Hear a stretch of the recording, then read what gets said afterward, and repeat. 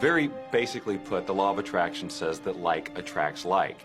But we're really talking at a level of thought. Our job as humans is to hold on to the thoughts of what we want, make it absolute clear in our minds what we want, and from that we start to invoke one of the greatest laws in the universe, and that's the law of attraction. You become what you think about most, but you also attract what you think about most. If you see it in here, you're going to hold it here. And that principle can be summed up in 3 simple words. Thoughts become things. What most people don't understand is a thought has a frequency. Every thought has a frequency. We can measure a thought. And so if you're thinking that thought over and over and over again, or if you're imagining in your mind, okay, having that brand new car, having the money that you need, building that company, finding your soulmate, if you imagine what that looks like, you're emitting that frequency on a consistent basis. Thoughts are sending out that magnetic signal that is drawing the parallel back to you.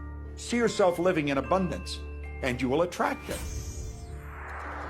It always works. It works every time with every person. Here's the problem. Most people are thinking about what they don't want, and they're wondering why it shows up over and over and over again. The law of attraction doesn't care whether you perceive something to be good or bad, or whether you don't want it or whether you do want it. It's responding to your thoughts. So if you're sitting there looking at a mountain of debt, feeling terrible about it, that's the signal you're putting out into the universe. Wow, I feel really bad because of all this debt I've got. You're just affirming it to yourself. You feel it on every level of your being. That's what you're going to get more of. It's impossible to monitor every thought we have. Researchers tell us that we have about 60,000 thoughts a day. Can you imagine how exhausted you feel trying to control all of those thoughts? Fortunately, there's an easier way, and it's our feelings. Our feelings let us know what it is that we're thinking. So your thoughts cause your feelings. The emotions are this incredible gift that we have to let us know what we're attracting. Think about your feelings.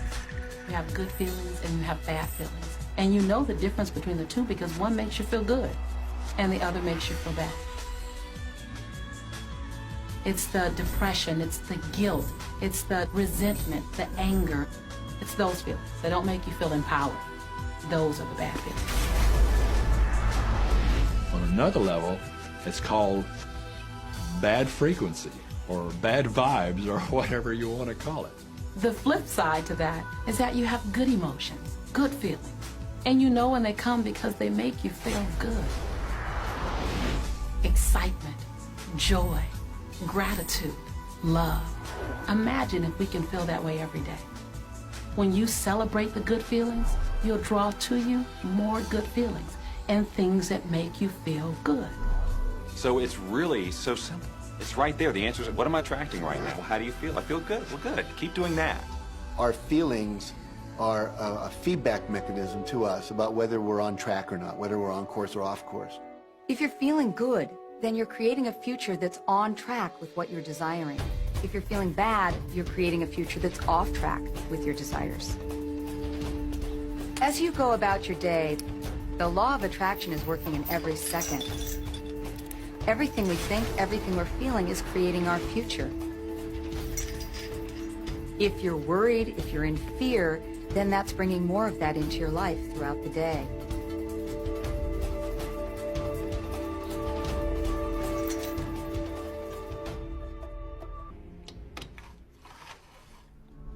When you're visualizing, when you've got that picture playing out in your mind, always and only dwell upon the end result.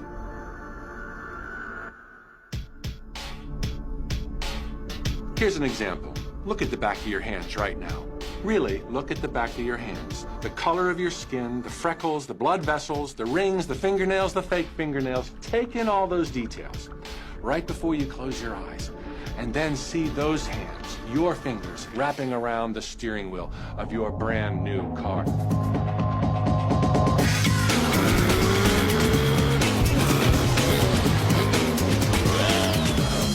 This is such a holographic experience, so real in this moment, that you don't even feel like you need the car because it feels like you already have it. It's the feeling that really creates the attraction, not just the picture or the thought. And I think for a lot of people, they think, well, if I think positive thoughts, or if I visualize having what I want, that'll be enough.